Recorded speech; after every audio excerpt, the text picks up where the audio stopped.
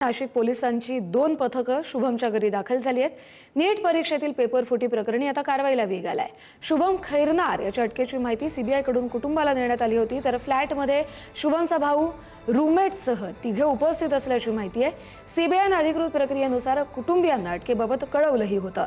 स्थानिक पोलिसांकडून चौकशी नसून तपास हा पूर्णपणे सीबीआयकडे असल्याचं सांगितलं गेले, तर नाशिक कनेक्शनमुळे संशयितांच्या संपर्काची देखील तपासणी सुरू झाली आहे। शुभम खैरनारच्या अटकेनंतर सीबीआयचा तपास आता आणखी वेगानं सुरू झालाय।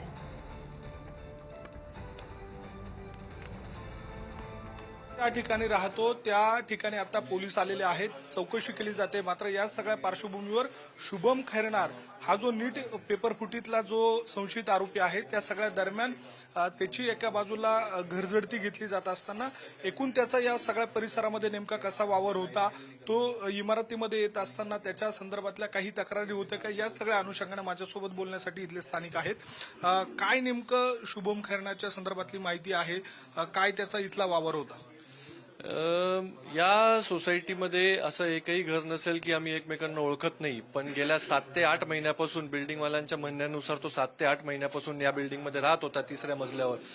पण त्याच्याबद्दलची कोणतीही कल्पना कोणाला नव्हती की तो काय असा कृत्य करू शकतो, कारण की शेवटी तो काहीतरी डॉक्टरेट करतो आहे, डॉक्टरचं प्रशिक्षण घेतोय, असं एवढीच माहिती या बिल्डिंगवाल्यांना होती। पण त्याचं वावरणं असं होतं की रात्री लेट येणं, आणि बिल्डिंगवाल्यांना तोच त्याचा त्रास होता, कारण की रात्री त्याचे स्विगी झोमॅटोचे पार्सल यायचे तर गेट लॉक असताना पण त्यांना सारखं गेट उघडावं लागायचा। तर मग 1-2 वेळा त्याला समज घालण्यात आलेली होती की तू असे रात्रीचे ऑर्डर, आणि त्याच्यासोबत कधी कधी मुली असायच्या असं बिल्डिंगवाल्यांचं म्हणणं आहे। तर या व्यक्तीने 23 लाख विद्यार्थ्यांचा आयुष्य बर्बाद करण्याचं काम केलेलं आहे, तर याच्यावर कठोर ते कठोर कारवाई झालीच पाहिजे। आणि बाकीचे त्याचे रूममेट्स आहे ते याच्या कृत्यामध्ये होते का नव्हते हे पोलीस तपासाचा भाग आहे, ते निष्पन्न झाल्यानंतरच सांगता येईल। घरामध्ये 3 लोक राहत होते, त्याच्यापैकी हा एक शुभम खैरनार नावाचा एक मुलगा होता, आणि हे सगळे डॉक्टर मेडिकल फील्ड मधलेच होते।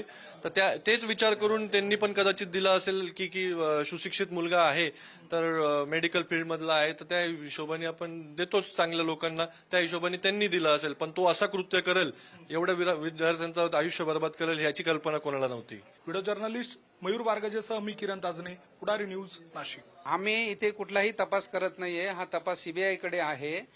आम्ही कुठलाही तपास किंवा कुठलीही झडती किंवा कुठलाही तपास आम्ही करत नाहीये। ज्याला खैरनारला काल घेऊन गेले त्याचा भाऊ, त्या भावाला बोलवलं होतं काल सीबीआयने लेखी पत्र देण्यासाठी, त्यासाठी तो इथे आलेला आहे।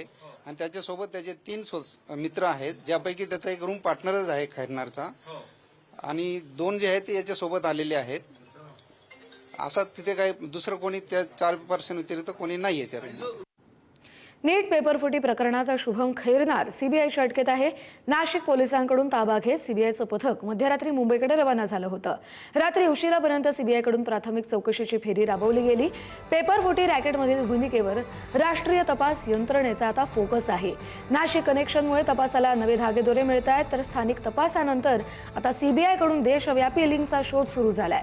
शुभम खैरनारच्या चौकशीतून मोठे खुलासेही होऊ शकतात।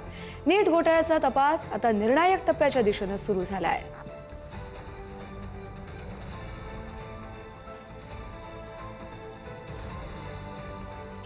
याच नीट 2026 पेपरफुटी प्रकरणात आता लातूर आणि पुणे हे कनेक्शन देखील असल्याची चर्चा सुरू झाली आहे। लातूरमधील 2 तर पुण्यातील एका क्लासनं नीट परीक्षेत विचारण्यात आलेले काही प्रश्न दिल्याचं विद्यार्थ्यांनी सांगितलं।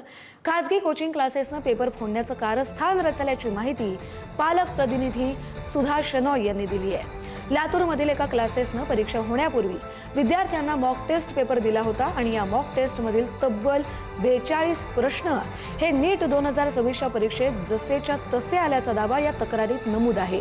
लातूरमधल्या क्लासेसचा या पेपरफुटीच्या प्रकरणामध्ये समावेश असल्याची दाट शक्यता या तक्रारीमध्ये करण्यात आली आहे।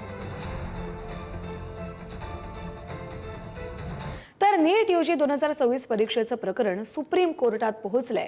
Federation of all India medical असोसिएशनने याचिका दाखल केली आहे।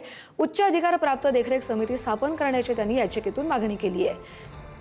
समितीचं नेतृत्व हे निवृत्त न्यायाधीशांनी करावं अशीही त्यांनी मागणी केली आहे. जोपर्यंत एखादी नवीन स्वतंत्र परीक्षा संस्था औपचारिकरित्या स्थापन होत नाही तोपर्यंत नीट UG 2026 पुनर्परीक्षा याच न्यायिक समितीच्या देखरेखीखाली घेण्यात यावी अशी मागणी त्यांनी या याचिकेतून केली आहे.